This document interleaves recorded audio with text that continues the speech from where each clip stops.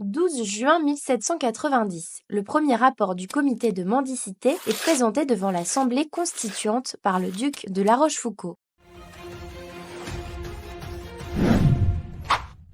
La Révolution française est passée par là avec une nouvelle politique de secours aux indigents et un nouveau contrat social et ses nombreuses ambivalences. La vision des pauvres est très manichéenne. D'un côté les pauvres véritables et de l'autre les mauvais pauvres. Les infirmes appartiennent à la première catégorie car condamnés à une inaction durable par la nature de leurs infirmités. Ouf. La Révolution voit s'élever des voix contre la mise au ban des indigents, des pauvres, des infirmes. Elle appelle à une autre considération de ces populations. Dans cette perspective-là, va s'inscrire au XVIIIe la pensée des Lumières, ce mouvement philosophique qui a traversé toute l'Europe et qui est représenté par Emmanuel Kant.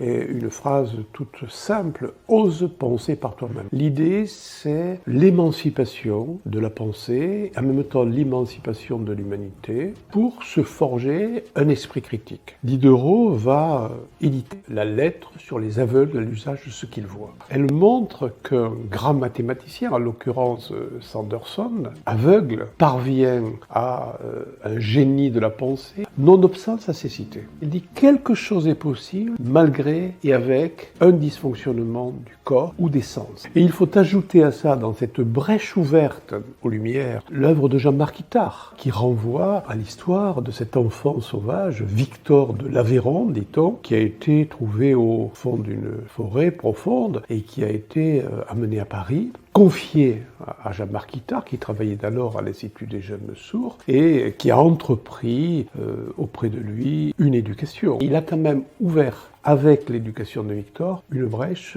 pour l'éducation des enfants présentant des troubles mentaux ou comportementaux. Le siècle des Lumières fait partie d'un patrimoine important sur le plan éducatif dans notre pays. Il ouvre le postulat d'éducabilité. Il n'y a pas d'irrécupérable, comme on disait préalablement, mais ils sont éducables à condition de travailler les moyens d'y parvenir.